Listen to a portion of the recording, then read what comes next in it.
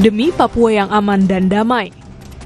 Kekerasan demi kekerasan terus terjadi di tanah Papua.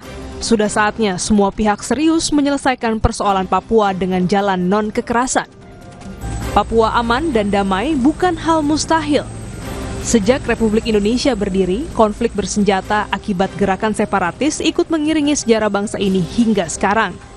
Namun, sejarah juga mencatat Indonesia punya pengalaman panjang menyelesaikan persoalan-persoalan separatisme. Konflik puluhan tahun pemerintah Indonesia dengan gerakan Aceh Merdeka GAM misalnya, mampu diakhiri dengan perjanjian damai yang terjaga hingga sekarang. Masyarakat Aceh kini menikmati buah perjanjian damai pemerintah Indonesia dengan GAM yang ditandatangani di Helsinki, Finlandia 5 Agustus 2005. Menjadi pertanyaan, mengapa sepertinya susah mengakhiri konflik di Papua? Kekerasan demi kekerasan terus terjadi akibat konflik bersenjata di tanah ini. Konflik Papua bahkan tak hanya memakan korban anak bangsa sendiri. Belum jelas nasib pilot maskapai Susi Air asal Selandia Baru, Philip Mark Martens, yang disandera organisasi Papua Merdeka sejak 7 Februari 2023. OPM menembak mati pilot helikopter yang juga berkebangsaan Selandia Baru, Glenn Malcolm Conning.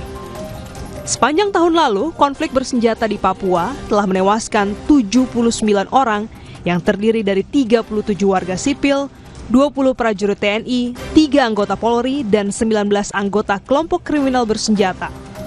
Sementara, selama 1 Januari hingga 1 Juni 2024, berdasarkan catatan Komnas HAM, ada 41 kasus kekerasan di Papua yang mengakibatkan 32 orang meninggal dunia, yakni 12 warga sipil, 11 anggota OPM, dan 9 anggota aparat keamanan. Harian ini pernah menulis kisah di balik keberhasilan upaya perjanjian damai antara pemerintah Indonesia dan GAM. Meski sama-sama konflik vertikal antar negara dan kelompok yang ingin memisahkan diri, mengapa konflik di Papua tak kunjung terselesaikan? Dalam kasus Aceh, ada kesadaran di kalangan GAM bahwa konflik 30 tahun dengan pemerintah telah menyebabkan kehidupan rakyat Aceh semakin sulit. Para petinggi GAM saat itu berpikir bahwa masa depan anak-anak Aceh bakal terancam jika konflik terus terjadi dan mereka terperangkap dalam dendam yang tak berkesudahan.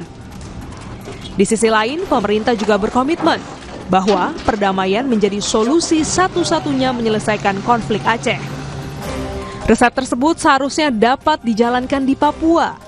Dibutuhkan kesadaran bahwa kesejahteraan Papua hanya dapat terwujud jika ada perdamaian. Kemauan berdamai harus datang dari pihak-pihak yang berkonflik. Untuk mewujudkannya harus ada rasa saling percaya. Kekerasan yang berkepanjangan hanya akan menghasilkan siklus dendam. Pemerintah perlu serius merumuskan kebijakan non-kekerasan dengan pendekatan antropologis untuk meraih kepercayaan dari kelompok separatis di Papua agar terbuka jalan menuju perundingan damai.